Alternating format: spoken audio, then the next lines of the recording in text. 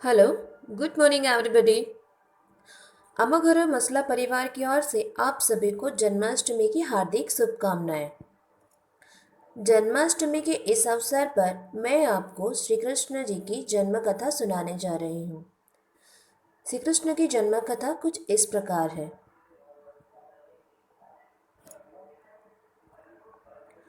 भाद्रपद कृष्ण अष्टमी को श्री कृष्ण जन्माष्टमी कहते हैं, क्योंकि यह दिन भगवान श्री कृष्ण का जन्म दिवस माना जाता है।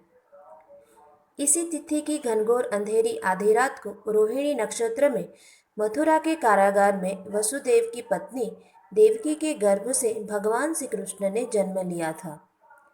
यह तिथि उसी शुभ घड़ी की याद दिलाती है और सारे देश में बड़ी धूमधाम से मनाई जाती है।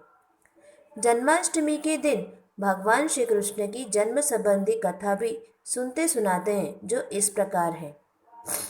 द्वापर युग में भोजवंशी राजा उग्रसेन मथुरा में राज्य करता था। उसके आतताई पुत्र कंस ने उसे गद्दी से उतार दिया और स्वयं मथुरा का राजा बन बैठा। कंस की एक बहन देवकी थी, जिसका विवाह वसुदेव नामक यदुवंशी सरदार से हुआ था। एक समय कंस अपनी बहन देवकी को उसकी ससुराल पहुंचाने जा रहा था। रास्ते में आकाशवाणी हुई, हे कंस, जिस देवकी को तू बड़े प्रेम से ले जा रहा है, उसी में तेरा काल बसता है।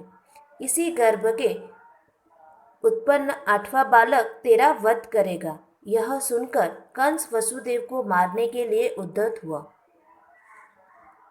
तब देवकी ने उससे विनय पूर्वक कहा, मेरे गर्भ से जो संतान होगी उसे मैं तुम्हारे सामने ला दूंगी।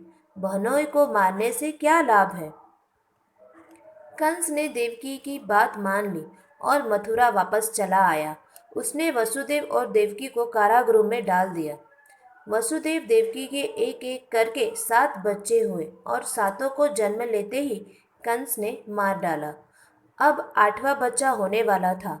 कारागार में उन पर कड़े पहरे बिठा दिए गए। उसी समय नंद की पत्नी यशोदा को भी बच्चा होने वाला था। उन्होंने वसुदेव देवकी के दुखी जीवन को देख 8वें बच्चे की रक्षा का उपाय रचा।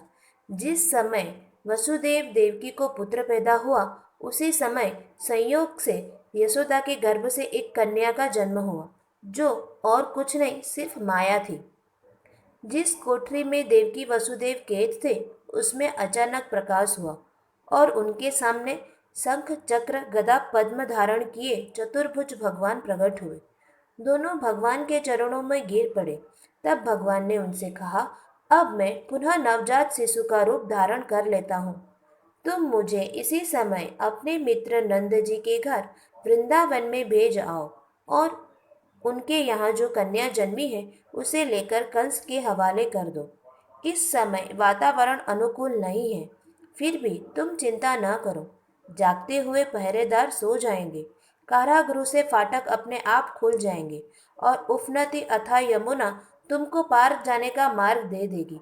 उसी समय वसुदेव नवजात शिशु रूप श्री कृष्ण को सूप में रखकर कारागृह से निकल पड़े और अथाह यमुना को पार कर नंद जी के घर पहुंचे। वहां उन्होंने नवजात शिशु को यशोदा के साथ सुला दिया और कन्या को लेकर मथुरा आ गए। कारागृह के फाटक पूर्ववत बंद हो गए। अब कंस को सूचना मिली कि वसुदेव देवकी को बच्चा पैदा हुआ है।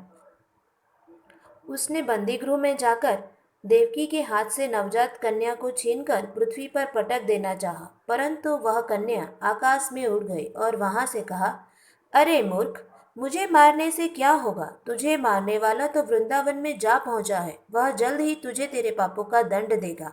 यह है कृष्ण की जन्म कथा। Thank you. फिर से आप सभी को जन्माष्टमी की हार्दिक शुभकामनाएं।